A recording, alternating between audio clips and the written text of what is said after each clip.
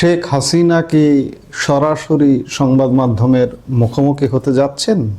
কয়েকদিন ধরে একটা আলাপ চাউর হয়েছে যে শেখ হাসিনা আগামী 23শে দিল্লির ফরেন করেসপন্ডেন্ট ক্লাবে একটি আলোচনা সভা অনুষ্ঠিত হতে যাচ্ছে।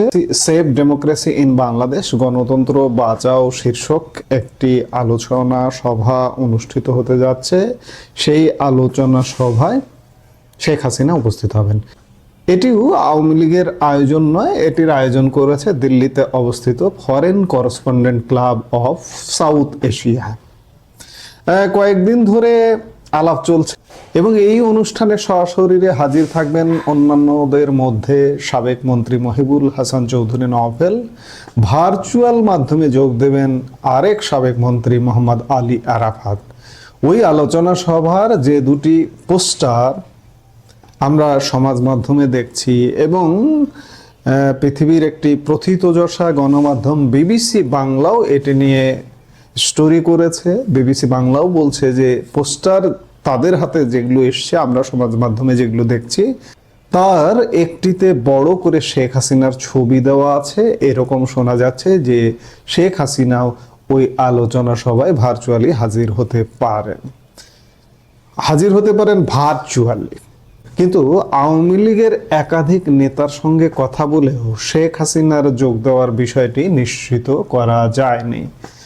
তা যদি হয় তাহলে 2024 সালের 5 আগস্ট ভারতে চলে যাবার পর প্রথমবার তিনি ভারতীয় গণমাধ্যমের মুখোমুখি হবেন। যদিও ইংরেজি বাংলা মিলিয়ে ভারতের অনেক সংবাদপত্র এবং সংবাদ পোর্টালকেই ইমেইলের মাধ্যমে ইতিমধ্যে শেখ হাসিনা সাক্ষাৎকার দিয়েছেন, বিবিসিও ইমেইলে তার সাক্ষাৎ নিয়েছে।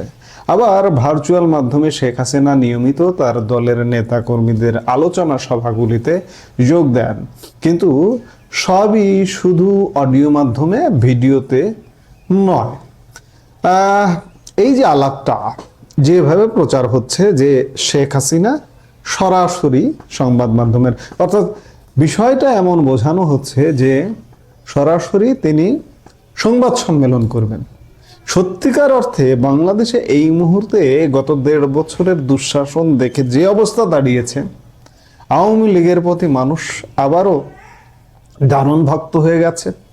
আমি বরাবরই একটি কথা বলি যে 24-এর 5 আগস্ট সময়কালে আওয়ামী লীগের জনপ্রিয়তা একদম তলানিতে নেমে গিয়েছিল। সেই সময় যদি নির্বাচন হতো, এই কথাগুলো আমি আগেও বলেছি, আবারও বলছি, যে আওয়ামী লীগের জন্য 30টি আসন পাওয়া কঠিন হয়ে যেত। আজকে যদি নির্বাচন হয় অবাধ, নিরপেক্ষ এবং সুষ্ঠু, তাহলে আওয়ামী লীগ ভূমিধস বিজয়, যে ধরনের বিজয় স্বাধীন বাংলাদেশের ইতিহাসে সচরাচর দেখা যায়নি। আমি যদি প্রথম নির্বাচনের কথা বাদ দেই, তারপরের যে নির্বাচনগুলো হয়েছে, 73-এর স্বাধীন বাংলাদেশের প্রথম জাতীয় সংসদ নির্বাচনের পরে যে নির্বাচনগুলো হয়েছে, সেই নির্বাচনগুলোতে যে ফলাফল কখনো দেখা যায়নি আওয়ামী লীগের পক্ষে, এখন যদি নির্বাচন হয় সেই ফলাফলটি হবে। এবং আমি আরেকটা কথা বারবার বলি যে শেখ হাসিনা এই যে অডিওতে বক্তব্য দেন, তিনি তার প্রতি সপ্তাহে আওয়ামী লীগের সোশ্যাল মিডিয়া পেজেও, ফেসবুক পেজেও, সম্ভবত রোববার দায় মুক্তি নামে একটি অনুষ্ঠানে এসেও দুঃখ দুর্দশা শোনেন, তিনি নিজে কথা বলেন, সান্ত্বনা দেন। এর বাইরে যদি তিনি কখনো সরাসরি সংবাদ মাধ্যমের সামনে আসেন, তাহলে আমি যে ভূমিধসের কথা বলছি, ধসের উপরে ধস হবে। কারণ মানুষ গত 1.5 বছরে সেনাবাহিনী, বিএনপি, জামাত জোট সমর্থিত ইউনূস সরকারের এই দুঃশাসনে অতিষ্ঠ হয়ে পড়েছে। আমি জানি না সেই যুগ সন্ধিক্ষণ কবে আসবে, কখন আসবে, যে শেখ হাসিনা সরাসরি সংবাদ মাধ্যমের সামনে আসছেন কিংবা অনলাইনে কন্টিনিউ দলীয় কর্মসূচিতে অংশগ্রহণ করছেন।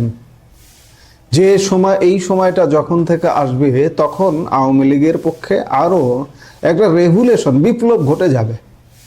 তবে এই যে 23 তারিখে যে কথা বলা হচ্ছে যে সেভ ডেমোক্রেসি ইন বাংলাদেশে গণতন্ত্র বাঁচাও শীর্ষক যে আলোচনা সভা অনুষ্ঠিত হতে যাচ্ছে দিল্লি ফরেন করেসপন্ডেন্টস ক্লাবে, সেখানে সশরীরে শেখ হাসিনার উপস্থিতির কোনো খবর আসলে সত্যিকার অর্থে নিশ্চিত হওয়া যায়নি। এটি কেন এভাবে প্রচার করা হচ্ছে আমি জানি না, যারা বলছেন তারাই ভালো বলতে পারবেন। তিনি যদি ভার্চুয়ালি উপস্থিত হন তাহলে সেটি তো স্বাভাবিক, সেটি তো তিনি হচ্ছেনই। এটি নতুন এমন কি? এটি নতুন কিছু নয়, কাজেই এটিকে আলাদা করে নতুন করে বলার মতো আসলে কিছু নয়। যাই হোক, যেটি নিশ্চিত হওয়া যাচ্ছে যে সশরীরে সম্ভবত শেখ হাসিনা হাজির হবেন না। যদি তিনি হাজির হতেন তাহলে ইতিমধ্যেই দেশি বিদেশি গণমাধ্যমে সয়লাভ হয়ে যেত যে শেখ হাসিনা প্রথমবারের মতো উপস্থিত হচ্ছেন গণমাধ্যমের সামনে সরাসরি। কিন্তু এই ধরনের কোনো নিশ্চয়তা নিশ্চিত হওয়া যায়নি কোনো তথ্য সূত্র থেকে। ভার্চুয়ালি এখনো কথা আছে যে ভার্চুয়ালি উপস্থিত হতে পারেন। এই ভার্চুয়ালি উপস্থিত হওয়াটা কিন্তু এটা তিনি হচ্ছেনই, এটা নতুন কিছু নয়। এই যে প্রচারটা হচ্ছে যে শেখ হাসিনা সরাসরি আসবেন এবং আওয়ামী লীগ সমর্থক আওয়ামী লীগ কর্মীদের মধ্যেও এমন একটা কনসেপশন দাঁড়িয়ে গেছে যে শেখ হাসিনা আসছেন, কিন্তু যখন তিনি আসবেন না, সরাসরি আসবেন না, এতে করে আশাহত হবার ঘটনা ঘটে। এই প্রচারগুলা বেনিফিট কি দেয় তার থেকে মনে হয় ক্ষতির কারণে হয় বেশি। কারণ একজন কর্মী, একজন নেতা, একজন সমর্থক আশাহত হয়। কাজেই আমার মনে হয় এই ধরনের প্রচারণা থেকে বিরত থাকাই ভালো। ভার্চুয়ালি উপস্থিত হবেন এটা নতুন কিছু নয়, তিনি উপস্থিত হবেন, হতেই পারেন, তিনি হচ্ছেন, এটা নিয়মিত বিষয়।